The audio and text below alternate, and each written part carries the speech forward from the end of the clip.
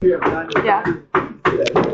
The second class today is going to focus more on Shavuot itself and Spread the Omer, because we're in the middle of it. Last count. Yeah, you can't say. Can you? I can't. Can I? I can still say Lag Bomer. I can't say.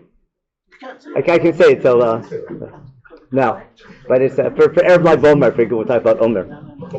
Omer. Now, if you ask, everyone's heard of Spread the Omer. It's all famous. And just tell me how to spell the word Omer in Hebrew. Right? How do you spell it? Ayin Mem Reish. The Vav, yes or no, you can argue. That's Malay and Chaser. But Ayin Mem Reish is the word. Now, if you ask Rabbi Google, right, to translate Omer, right? Remember, have to take an English-Hebrew translation, right? And ask him, translate from Hebrew to English the word Omer. What will he tell you? Okay, so listen to all the different answers I heard. I heard barley. Okay. I heard measurement. I heard sheaf, didn't I? Did someone want to ask Google for the fun of it, or AI? Yeah, just ask Google. Okay. Now, if what? What did it say? A-M-A-R. Oh, O-M-E-R.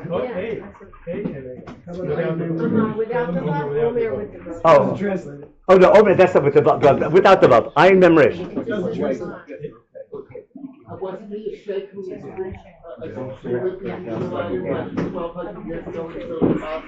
Oh, Omar. Oh, Omar. Oh, yeah. Okay. Without Ayin Mem Reish. Yeah. Oh, he'll put Omer like the basket of Omar. That's cool. That's cool. Now, so the word, we're all familiar with it, aren't we? The word Omer? But ask someone, what are you counting? And they're all confused, right? You say La Omer, Ba Omer, you know? Is it Lag La Omer or Lag Ba Omer? You know, what do we say in Daf when we count? There's different minutes, right? Some Le and some Git. Now, ask any student growing up, why are we counting? We're counting up to Matan Torah. It's like Matan's the biggest event in our history. And we're counting up to Matan Torah, and we're counting the days and the weeks. That's our early Jewish education, correct? Okay. Then you might go to academia or something, thing. And what are they going to tell you when you go to college or anything academic, not so religious? What are they going to tell you? That's a bunch of, I won't say the word. And Omer has nothing to do with Matan Torah. What's it all about? It's all about your grain harvest. And Shavuot is a grain harvest holiday. Doesn't say anywhere in the Bible that what? That Shavuot has anything to do with the Torah being given. It might so happen to coincide, but there's no linkage in the Torah between Omer and Shavuot and the 7 weeks and the Torah being given. You familiar with that? And what's the proof? Read the Bible, and there's no mention. It doesn't mention it, okay? And it sounds pretty convincing. Until today's year, okay? And I want to show you when you don't just read, when you study Chumash, the linkage is awesome. Okay, and that's what I want to show you, and how Chumash uses the word Omer. Remember, I told you Chumash has these different structures. Chumash is a book to study, not read. Like how to decode the Bible. So Rabbi Shmuel has 13 principles to decode. We don't just say that so we have a Kaddish Rabbanan in the morning.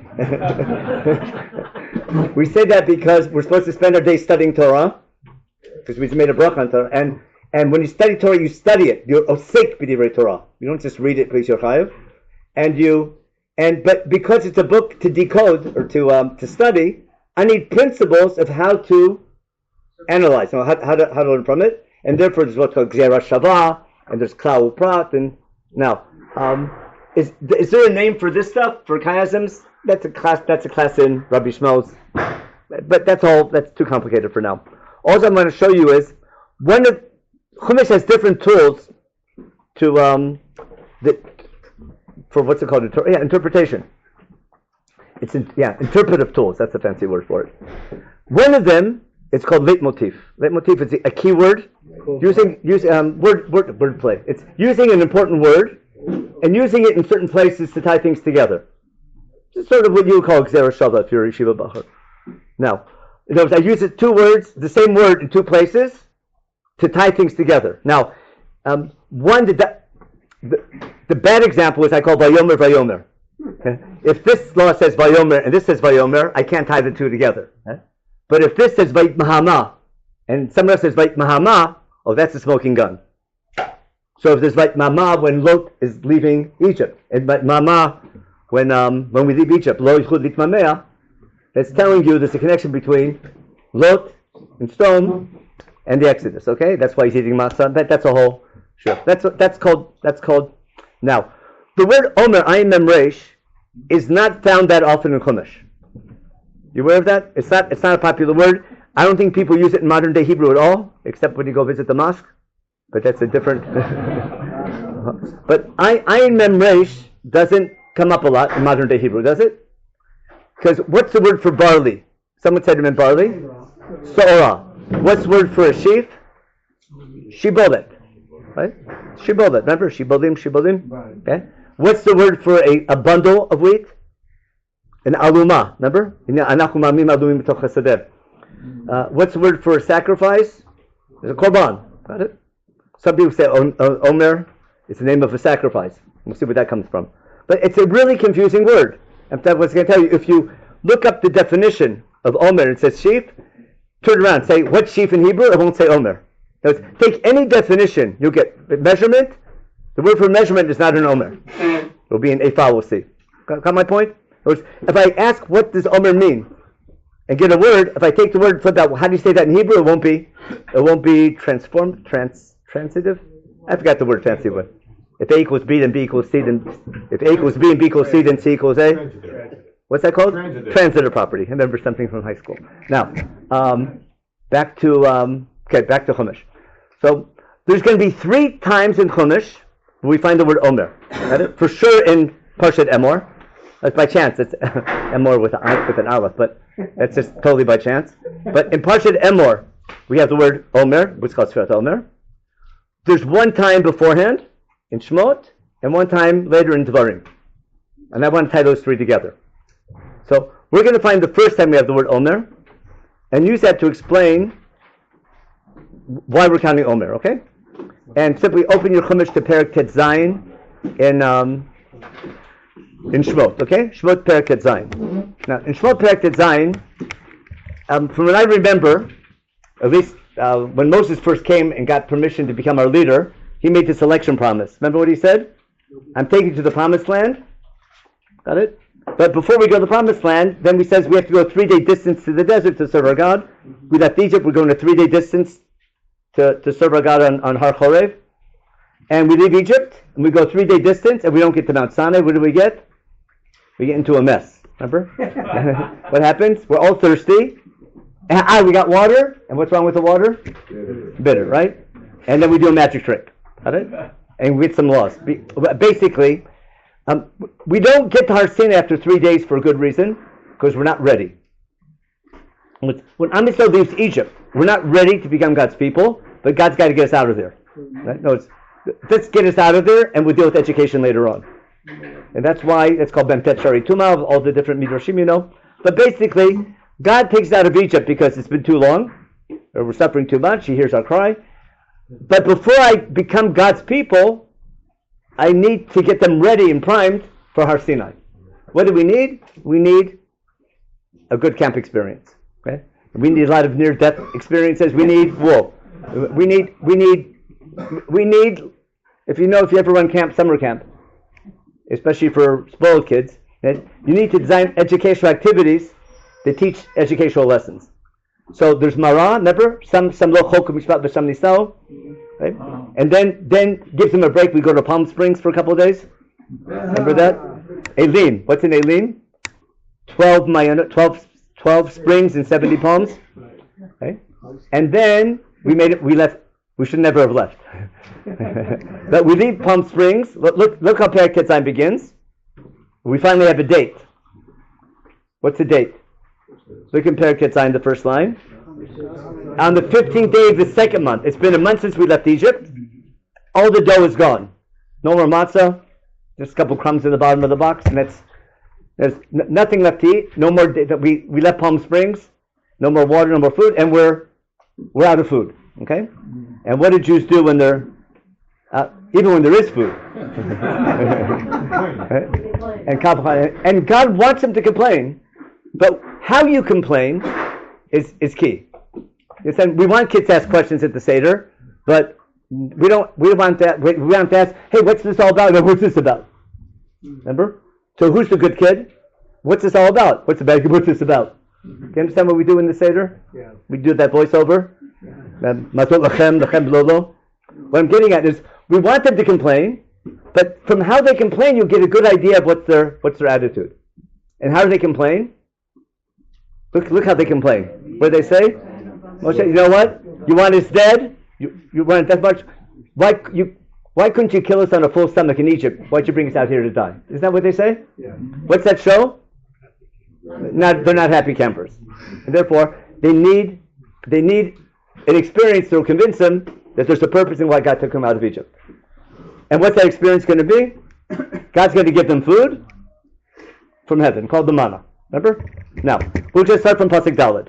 Daled's the key to everything. What happens in Pasuk Daled? What's God tell Moshe Rabbeinu? What's he tell them? Okay. Hineni mamtir lechem min hashamayim. Okay. Mamtir, anything from heaven to earth is called matar. It's a big theme in Tanakh ever since Gan Eden, right? Remember, there's two reasons why nothing's growing. Before God makes man in Gan Eden, nothing can grow. Two things are missing.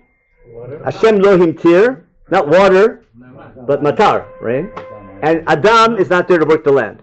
Now, we know things grow without land, and Rashi says a great line, I don't need man to work the field, I need man to pray for rain for things to grow. That's not pshat and chub, that's pshuto shel Torah, not pshuto shel Mikra. Rashi does something really deep. Because matar is a mega theme in Chumash. Makes it to Shema, doesn't it? Now, so it's going to be from heaven to earth. Lechem min hashamayim. Therefore, the rabbis say, what bracha did they make on the manna? Hamotzi lechem min hashamayim. Now, our bracha that we make on bread is because of this pasuk. Because in the desert, we had lechem min hashamayim. And who got the credit? God. We come to Israel, and we no longer have manna. What do we have? Lechem min haaretz. But it's not miraculous, is it? Who does 99% of the work? We do. And who gets the credit when we make a blessing? We give God the credit. Why does God get the credit? Because He made the system. Understand? I'll give you an example. Remember Chava? Right? She worked really hard to make that first kid, didn't she? Who gets the credit? What did she name her kid? I made him. Remember Kaniti Ish? No, it's God help, but I made him. I own him. Kinyan. That's what it's called, Chaim. By the time she gets to kid number 3, what's she call him? Why? God gave him. Remember Kishat Le'Elohim? God, do you understand how her perspective changes? No, there's a partnership between God and man. The question in God and nature, is God 5% and man 95%? Or is God 95% and we 5%? Understand? And our blessings and the mitzvot we keep are there to remind us that idea. Now, therefore we have lechem min hashamayim, but look at the next line. Remember that phrase, dvar yom b'yamo? That's daily routine, pasuk Daled in Perek Tet Zayin. And here's the key line. Why is God giving us this experience? God's talking to Moshe Rabbeinu as the head of camp. We're planning this educational activity. This is between God and Moshe. Why? Leman anaseno hayelech b'toratim lo. What's the purpose of the manna experience? To test them, will they follow my Torah or not?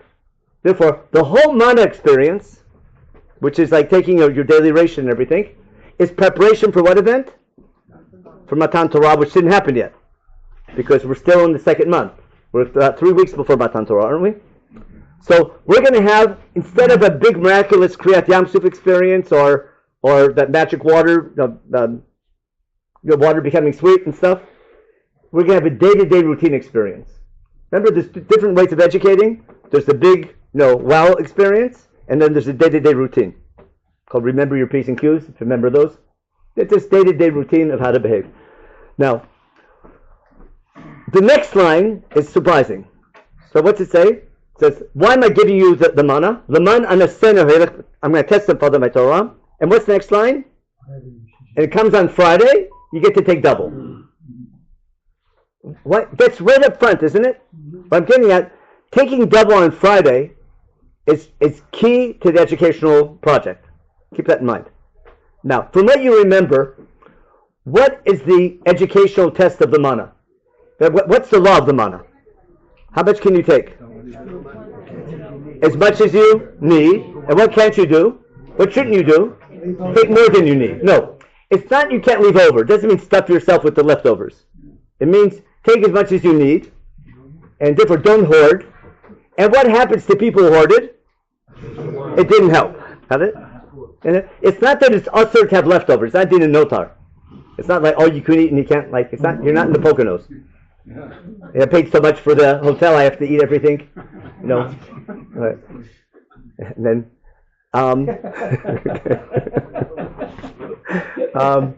but the idea is take as much as you need, and then, and then if you took too much, now there's another law that on Shabbat you can't take.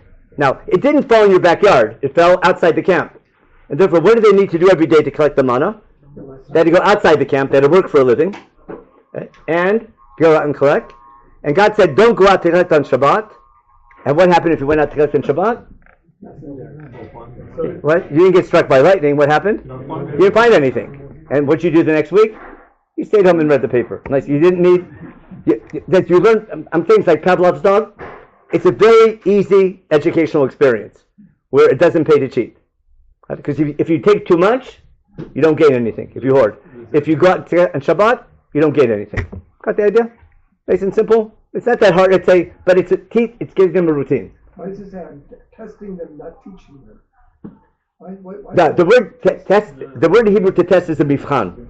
Okay. Nisayon is a challenge. In Yiddish, a nisayon. Nothing better than that. Remember, a difficult life experience that you learn from. A mifchan, a teacher administers to evaluate if the students understood something. The mifchan is pretty much testing whether the teacher got the material across. But the teacher learns from the mifchan. The student learns from the nisayon. Understand the difference? Like, Adam went through this very difficult experience, torn between his moral judgment and a divine command called the Akedah. How's that introduced? Vashem Nisat Abraham. We'll see in Parshat Ekev. A difficult is a nisayon. And you can grow from a nisayon. It's called post-traumatic growth. Now, that's a big think there, which happens to be true. No, you can take, in Judaism, you take any traumatic experience, you grow from it. That's how to deal with the trauma, and that's how you can learn from it and prevent future ones. Now, back to the pasuk. Okay, now that law, taking as much as you need and not hoarding, would you call that a law between God and man, or between man and man? Yeah. Why is it between God and man? Because why wouldn't you hoard? Because you have emunah, that what? Or emunah, that God provides. If I have emunah, God will provide for me tomorrow. If I have emunah, I need to know that other people exist. You understand the difference? I want to show not hoarding is not only a law between God and man. It's I'm going to be a nation representing God. Can we be a nation where people know how to share their resources? Got it? Because if you're in a situation where there's no food and everyone's starving, and all of a sudden humanitarian aid comes down from heaven, what's going to happen in a normal society? Right? They're going to fight for it. Remember Milchama from Menachem? In most societies, people are not going to share. They'll be in Kiddush mode. Kiddush mode is when there might not be. I have to be there first and then guard the table to make sure no one else gets. Now, because I'm busy talking to somebody. Okay. Now, Now, what I want to claim is, it's not only having emunah, the God, right? It's also having emunah, the part of being God's people is learning how to share your resources with one another, and not hoarding. I'm training our national behavior because we could become a nation representing God. What I want to prove to you is part of the mana test is not only believing that God will provide for you tomorrow, it's knowing wealth management, what to do with what God provides you with. Take as much as you need, yeah. How is the man teaching us about sharing? By only taking as much as you need. That's your own needs. That doesn't involve other people. Sure, because when there's what would people tend to do? when there's food everywhere, that's the assumption. That's what happens usually. That's called Kiddush mode. Wasn't the mind infinite or something? Didn't say that. It might have been. We have no idea, and the people have no idea. But God's telling them, take as much as you need. What I'm getting at, and what I want to show you, is that part of the logic behind it, that's what I proved to you, it's not just training to have belief that God will provide for you tomorrow. It's what to do with what God provides for you. It's how to manage your wealth and your capital. Then God's giving you, take as much as you need, and don't hoard. Now, why is it okay to hoard on Friday? Because hoarding on Friday is as much as you need. It's not hoarding, even though you're hoarding. Now, in case I forget all this, listen carefully. Listen to the analogy. Pretend you're taking an SAT test. Remember those analogies? So, I can take double on Friday because it's not going to fall on Shabbat. But only double, not triple. Now, in the land of Israel, what's going to happen?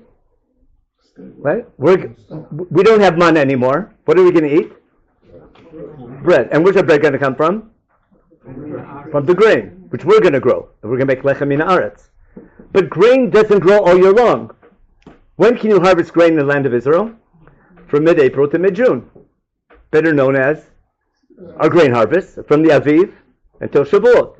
In other words, the Sfirat Omer coincides exactly with the grain harvest in the land of Israel, give or take a couple of days. You with me? And we're counting the Omer during that week. Now, during that grain harvest, can I take as much as I need for that day? I have to take more, but I have to hoard. Why? Because that 2 months of grain harvest has to last me the whole year. If I'm making Pesach next year, got it? The grain I'm making my matzah with grew when? Back in June. I harvested. And to make sure that grain doesn't get ruined, what do I have to do with that grain? I got to watch it really carefully to make matzah next year. That's called the Shmartem et HaMatzot. That's why it's called Matzah Shmura. And right next to the $100 sign, whatever it is, what's it say? Shmura Mizman Ksira. Remember that little? That's what it means. Now that's not easy. It's a Matzah Shmura. It's not a chumetz. It's pshat. That's all. Now back to now you follow the analogy? Therefore, if I want to follow the principle of taking as much as I need during my harvest season, that is very hard to estimate because I have every reason that I need to hoard. Got it?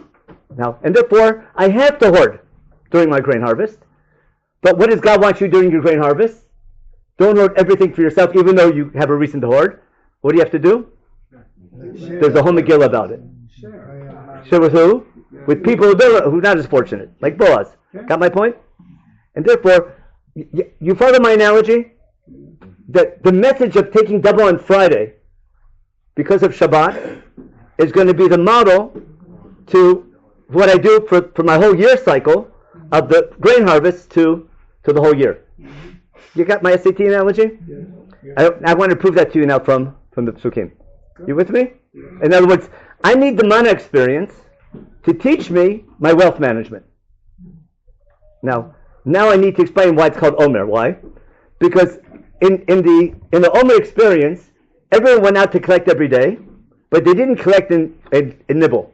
It wasn't popcorn. What did they have to do?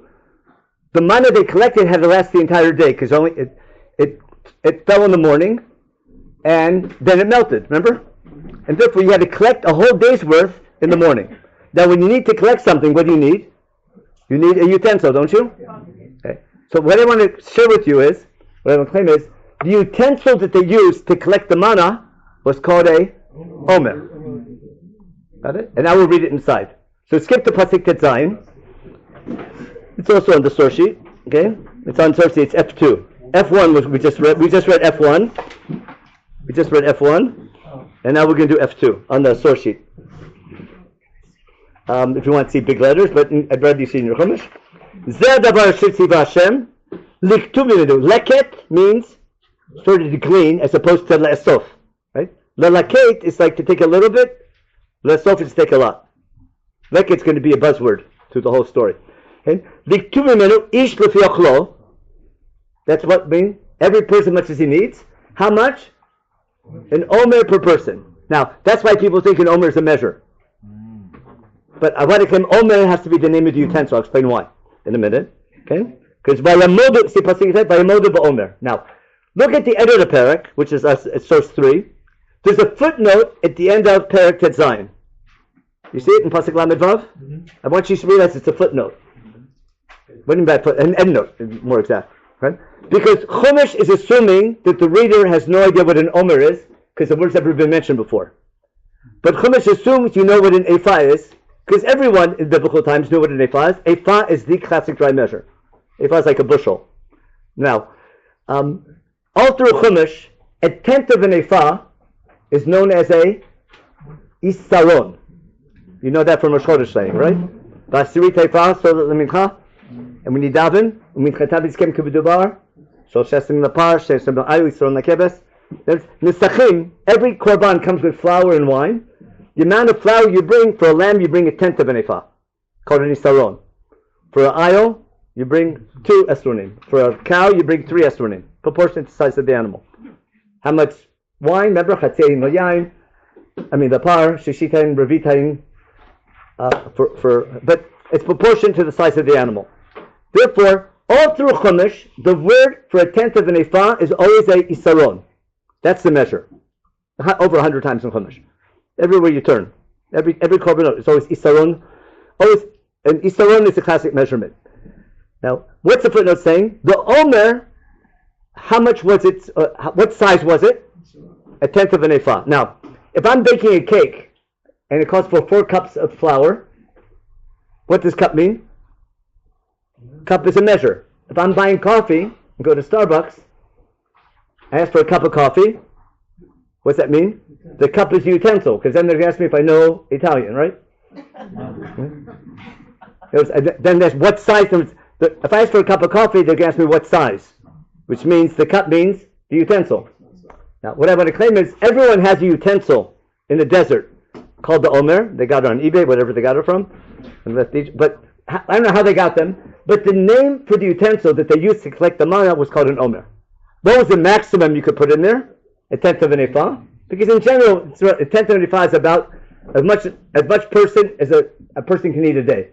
A tenth of an ephah, that's why the standard measure of a korban is always asiri ta'ifah. That's about enough food for a day. Now, that's the most you could need. That's like a healthy 18-year-old boy. But anybody else, take as much as you need. And therefore, where did they put into the omer? As much as they needed. That's what it says. I'm sorry. Okay? They followed the rules. There's a midrash that says whatever they put in, they came home with the right amount. But that ruins the whole thing, because then it's not a test at all. Unless it's just that's emunah, not emunah. I want to explain why it's a test of your social behavior. Now, I'll prove it to you in a minute. Now, what's my proof? The word omer is here, but whether it's utensil, whatever it means, it's irrelevant.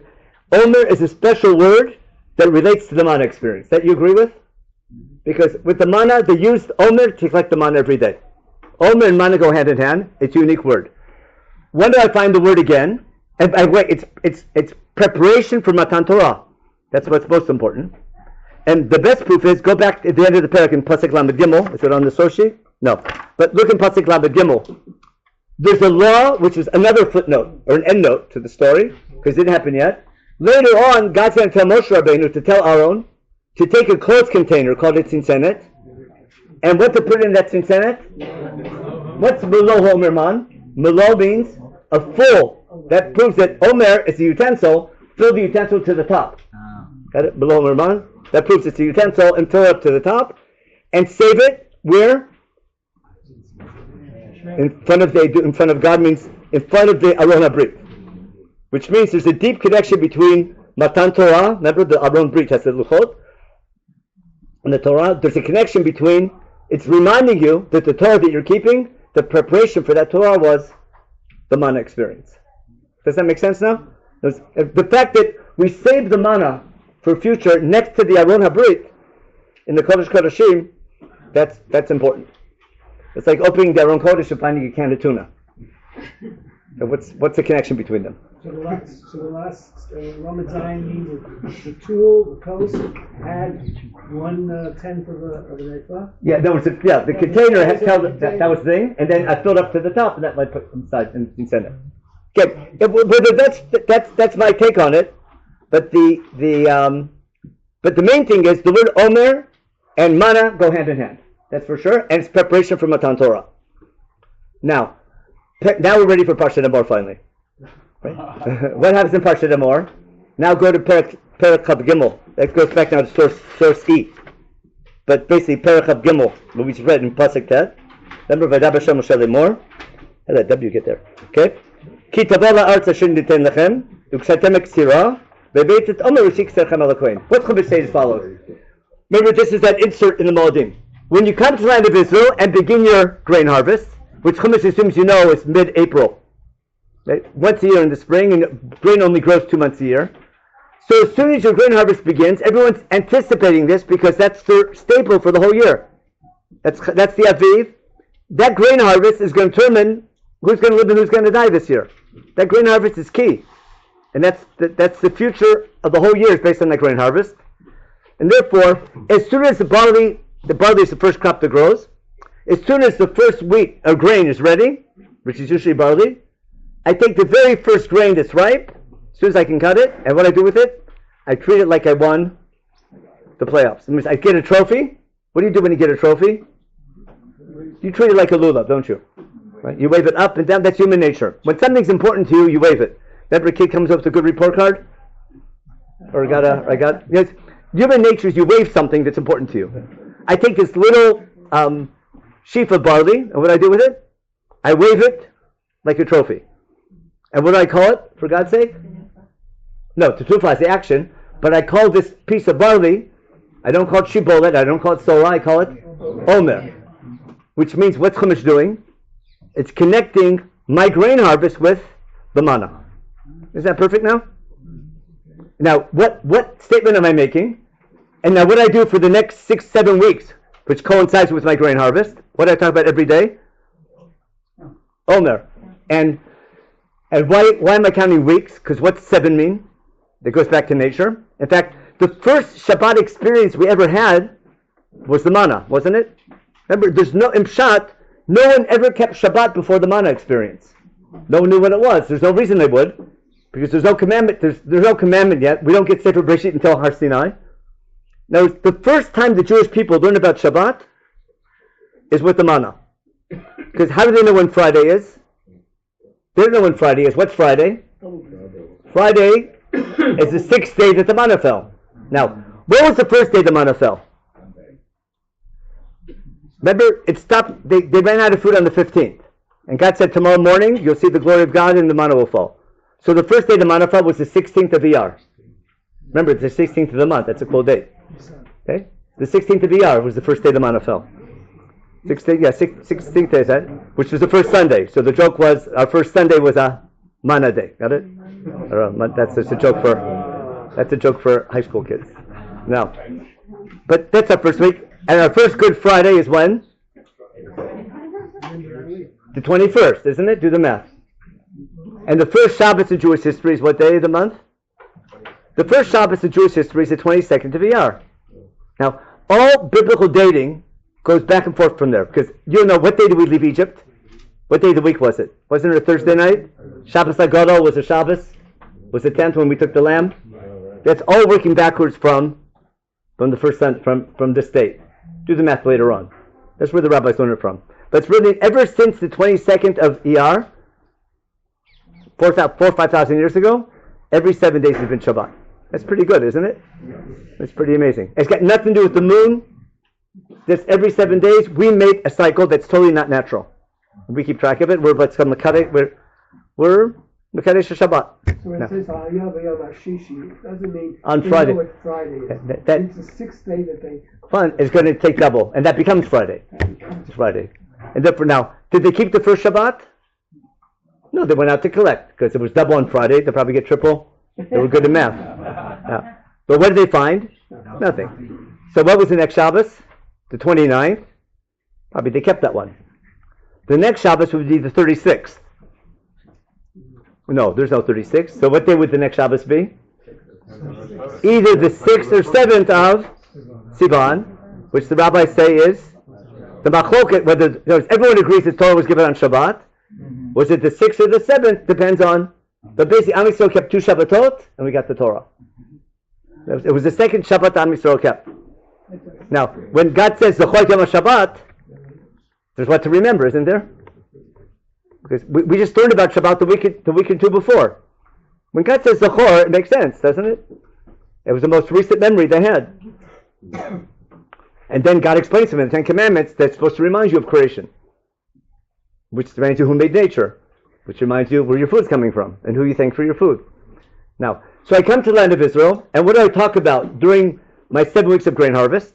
I talk about one topic, which is Omer, which reminds me that even though I'm doing all the work myself, I'm going to treat my grain harvest like it's a gift from heaven. Got that? Which it is. But I'm doing all the work. But that's an important message. Now, then we count 7 weeks. Why weeks? Because weeks is that's the whole concept of a week ever since day one, ever since creation, ever since chapter 1. And that's the whole Mana experience was all about the week. The whole idea of a week and God creating all the powers of nature is the main message of the Mana. So don't be surprised I'm counting weeks, not just days. Now, I finished counting 7 weeks and just jump to the end of just jump to Pasach Chaf. Then after I count 7 weeks, and then I bring a special korban after 7 weeks on the 50th day, called Shtei Alechem. Now all of a sudden I can have chametz, which is strange. That's a whole topic in itself. But remember, I have chametz for the first time. The only time I have chametz is on Shavuot, with Shtei Alechem, and I bring a korban shlamim. We'll see. At that time we'll talk about the korban later on. But skip this to Pasach Chaf Aleph. Okay? Chaf Aleph ends the 7 weeks. What's it say in Pasach Chaf Aleph? Again, we're in Vayikra Chaf Gimel. Pasach Chaf Aleph. And you have to see it inside your Tanakh because it's real important. Vayikra Chaf Gimel, I said. Pasach Chaf Aleph. Ukratem be'etzem hayom hazeh. Mikra kodesh yelechem. Kol belechet lo tasu. Then say what? Chukat olam. V'chom mishvotechem. V'dorotechem, right? And that's it. Vayikra Perach Chaf Gimel Chaf Aleph. Then end Shavuot, right? And then I have a trailer. See Pasach Chabet? Okay? My claim is the whole purpose is Pasach Chabet. What's it say? What's that have to do with the Omer? That's exactly the 7 weeks of the Omer. As you're counting the Omer and therefore gathering your grain, what can't you do? You can't take piyah. You have to leave over a corner of your field. And leket, that's when you gather what leaf falls over. There's a whole Megillah about it. Now that pasuk is copy paste, which you read last week in Shul. Where do we have the exact same pasuk? Keep your finger here and go to Vayikra Yotet, better known as Doshim to you. Ani Hashem Elokechem rings the bell, like the Ten Commandments, and the refrain of Doshim to you, Batem to you Mamlechet Kohen V'Goy Kadosh. So remember, the Ten Commandments are hiding in Doshim to you. What's the first one? Ani Hashem Elokechem. Ish aviv imo tirav shabtai tishmaru. That's 4 and 5, right? Ani Hashem Elokechem. Okay? Al tifno eluvim. Don't follow other gods. That's commandment 2. Okay? Then we have the laws of Pigul, which is really strange. Remember what happens? If when you bring a korban shlamim, you're supposed to share it, aren't you? Because you have to eat the whole kid within a day or two. If you even think about not sharing it, if I'm thinking about eating outside this time frame, or outside Yerushalayim, God doesn't want the korban. Because don't come to me and say, I'm Mr. Frum, bringing you a korban, and when you're bringing the korban to God, you're thinking about, I don't want to share this with other people. And therefore, what's that called? That's called pigul. And what's your punishment? Karet, cut off from the brit. It's a strange law, isn't it? So take a look at it. There, that's what. Now look in Pasuk Tet. We have the law of pigul, which is how bad not sharing is. What? Chapter 19, Kedoshim to you. We just read it. Chapter 19 in Kedoshim. It was last week's parsha, wasn't it? You said it twice and you did Aramid. Just look at the Ten Commandments. You see them in the beginning? What's the... Yep. Start from the beginning. Tell Adab b'nei Yisrael, Kedoshim tu ki kadosh ani Hashem Elokechem. That's the first commandment, right?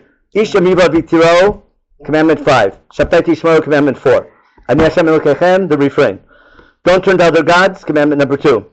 Don't have Elei Masecha, again, Ani Hashem Elokechem.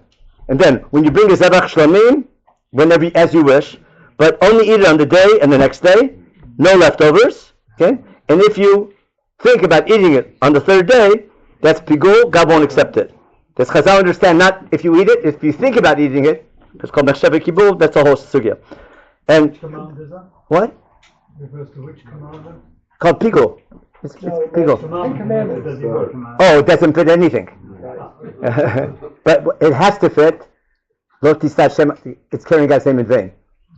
Carrying God's name in vain. Because how do you carry God? Coming to God's temple and being selfish, that's carrying God's name in vain.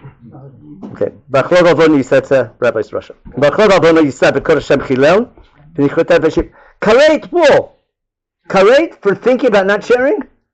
That's not percent sharing. Standing in front of God thinking of Mr. Frum and not wanting to share. God doesn't want you. You misunderstood Judaism. Okay? Okay? Remember, you're an employee, not a consumer. Now, out of nowhere, pasuk tet, u'v'chutzchem ekser tzechem, right? Lo tchele patzatcha v'ksor, v'lechaleh lo t'lakeh. That's exactly our pasuk. Now, that's in your grain harvest. Now, for your fruit harvest, v'chamecha lo tola, that's later in the year. U'fer chamecha lo t'lakeh, lo t'lakeh, lani v'leger tazabotam, again, ani Hashem Elokechem. That's how you sanctify God. And there's all Megillah about it.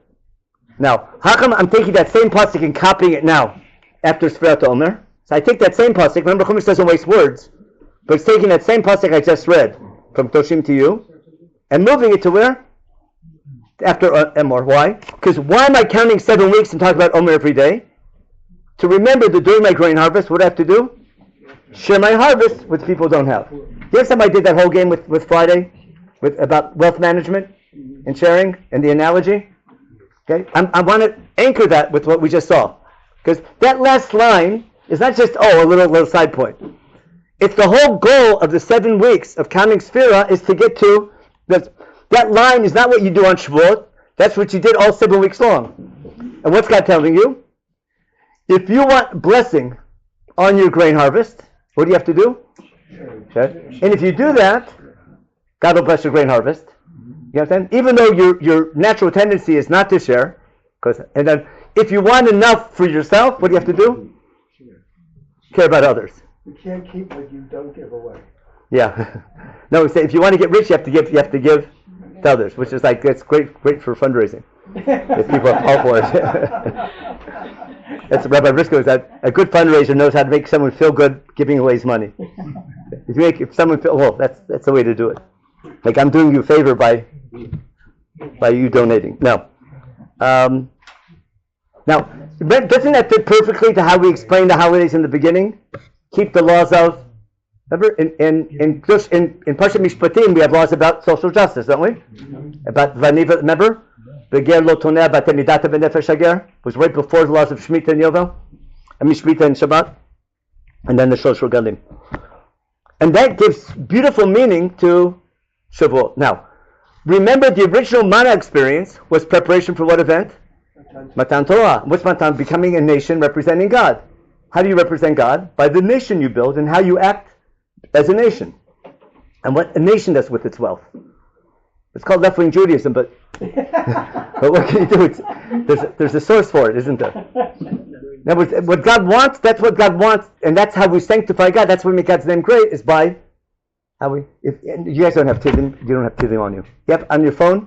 I'll show you Parak in Tilim. Now I'll do it now. If you have Tilim with you, someone open on your phone. Tilim Ayin Tet. Ayin Tet? I said not Ayin Tet. Ayin Bet. 72.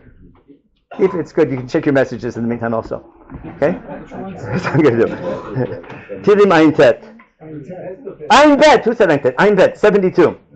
Tilim Ayin Bet. This Shlomo. Okay? It's not by Shlomo, it's for Shlomo. Okay? And what's David? This is David's ethical will for Shlomo. What's he say? Give your what? You should be a king doing mishpat and tzedakah. Who's got? You want to read it? You're a good reader? Or just read out loud the first 2 lines.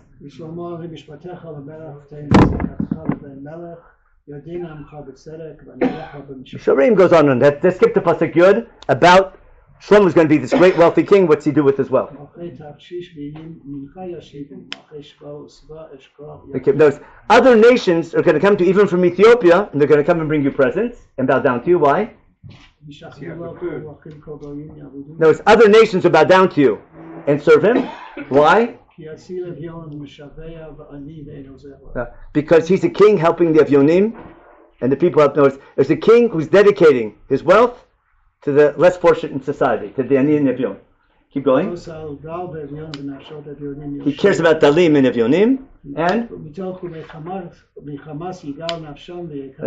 now they won't do Hamas. They won't even think about it. They'll be terrified by doing injustice in running their country, and that would sanctify God in the eyes of the nations. That's King David. Some people call him Messiah. That we pray for. No, then that's the type of nation that God expects from us, at least according to Tehillim, which is a pretty authoritative source, I think, in understanding Chumash. I can show you where Chumash is getting it from. Yavdu Chamim Shachvu Lumin. That's the blessing Yitzchak wanted to give. Esau gave to Yaakov about what type of nation you want to be. But I'll see if we have time. We'll see it in Devarim. We're going to run out of time. I'll bring more proofs in a minute. I'm just trying to show you that if the Mana experience is preparation for Matan Torah, because being a nation representing God is a nation that knows how to share its wealth and manage its wealth properly. Again, you need to hoard, but what's really neat is in every stage of the grain harvest, you're thinking about the less fortunate. It doesn't say, I'm not going to quantify tzedakah. I'm saying what? As you're gathering the first bundle, what do? If a sheep falls down, one or two, what do? Lek it, right? When you have your bundles, right, and you're cutting down to the thing and one falls off the wagon, yeah, that's called, who remembers what that's called? Shechacha. Very good. We'll read about it in a minute. And then part of your field you just leave over. It's called payah. No, it's every stage in the process you're thinking about others, and how much payah do you have to leave over? How much do you have to leave over? What? It's up to you. We know that by heart. For some reason, Chazal picked that Mishnah for Birchat Torah in the morning. Remember, Elu Dvarim She'en Lehem Shiur? Payah. Yet you can't quantify. Tzedakah is a way of life. It's not an amount you have to give. It's not by chance that it's called Jewish guilt. But you give as much as you think you should. We have the same thing. Remember in Shavuot, how much you give as much as God blesses you. It says on Shavuot we had Shavuot in Dvarim. Now there's one more Omer in Chumash, Dvarim Perek Avdalad. I just put icing on the cake. One last time the word Omer is in Chumash, and that's going to be in Devarim. What did I say? Perek Avdalad Pasek Yotek. Almost another copy paste. And look how Chumash uses the word Omer again. Okay? Right? Again, Ki Tiksor Tzecha Basadecha, right? When you're harvesting your field, it's on the source sheet. It better be on the source sheet. Yeah, it's source G on the flip side, right? Ki Tiksor Basadecha. V'shachakt Omer Basadeh. Our favorite mitzvah. It's a mitzvah to forget. Okay? That's lo toshuv lechachto, leger otam b'ano yeh laban brachat, so that God should bless you. Why is Chumash calling this leftover that you leave over Omer? Because the word Omer, but some people say it means a sheaf. Some people say it means a bundle. Right? Look at English translations. Beforehand, they translate Omer O-M-E-R. You don't know how to translate it. But see, you understand my point? It's a special word. The Chumash uses in 3 places. What's his proof? Now, we never use the word Omer for anything else other than here. Because what you leave over for the poor is like what? It's like what God gave us in the desert. I'm just associating this with manna. But now you're the farmer, and calling it Omer, what you leave over for the poor, is going back to the manna experience. And well, that's what I'm trying to prove to you. Remember I asked you about Emunah and Emunah? It's not just knowing God will provide for you. Right? That's God wants you to work for a living, but treat it as though it's a gift from God. That's much easier than, God will provide for me. That's the wealthy father-in-law. Yeah. You just said Amen and shield. Yeah. You spent 10 minutes defining exactly the Omer is an exact shield. No. The original Omer was a container that had a maximum of that amount. So how is it Omer? How do we know that? No, Omer doesn't mean that. Omer is a name now for a bundle. What? No. So Omer doesn't mean 1/10 of an ephah here. Omer means what you leave over. I'm saying it's a word that makes no sense It's a special word that Chumash is only using to tie the three themes together. That's all I'm saying. Your question is my whole point. It doesn't mean the same thing. Its meaning here isn't the same meaning as the mana. It's not the same meaning in the... Remember, in the mana it's called OMER. In Vayikra it's talking about a sheaf of barley. And here it's talking about a bundle on the wagon when you're collecting. But by using the same word for three different things, Chumash wants you to tie them together. Remember I told you that's how Chumash works. But if you don't study it, you won't notice it. I can't just look up what the translate. It's a special word that Chumash is using to teach you something. Because the word Omer doesn't come up again until Megillat Ruth. Shouldn't that surprise anybody? And what's Naomi collecting? I mean, what's in Ruth? Right? It says the bouncer's complaining about her. She's taking too much. She says, I'm going to melakate, but asafti b'chol. She's melakate, and she calls that asifa. Listen, for her leket, it's like resof. That's what she says. Is it on? You put it on the source sheet or not? It should have been. You read it. It's Perek Bet in Megillat Ruth. Got it? That's the next time you have it. Is she's melakate, and then Boaz tells that even take between the Amorim. It's not just the leftovers, not just the broken cookies, even the full cookies from the bakery. Remember they used to sell broken cookies for cheaper. No one remembers that from Hadar Bakery, like before Rabbi Levi. No one remembers that.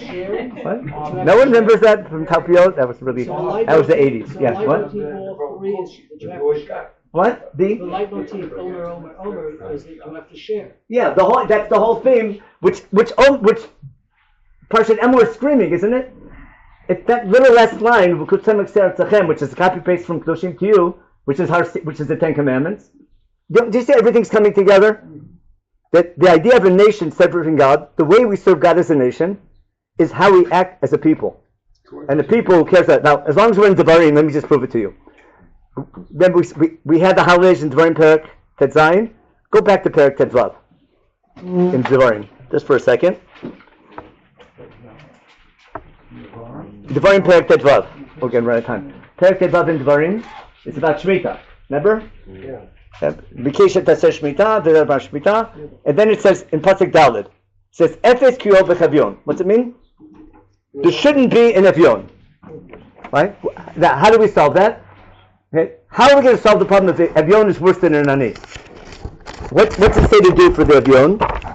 There shouldn't be an Avyon because God will bless you. I'm sorry, what Pasuk is it? Pasuk Daled and Hey. Listen how Chumash appears to contradict itself. What's it say? It says Efes Kiyol B'Chavyon, because God will bless your land that He's giving you. On what condition? If you keep Shemitah, or the idea of Shemitah, what happened? God promised you there won't be poor people. Then it says what? In Pasuk Zayin, Kiyeh B'Chavyon. Means there will be an Avyon. Then what do you have to do? Don't hold back your hand and don't be stingy. Instead, in other words, when the claim is Efes Kiyeh B'Chavyon is not a promise, it's a commandment. It's your job to make sure there's no avyonim, because there's enough food for everyone, but it's not distributed evenly. And your job is to be the distribution manager. If God blesses you with extra, you have to share with those who don't have. And by doing what? Not by being stingy, not by what's it say? Al tametz et yadcha. What's it say? Lo tikpot et yadcha, lo tametz et levavcha. Instead, putach tiftach yadcha. Remember that phrase? It'll come up again. Now the best line is pasuk yud. Instead, no tonti tein lo. Right? Make sure to give him. No tonti tein lo. V'lo yalav chabi tein lo. And that's why God will bless you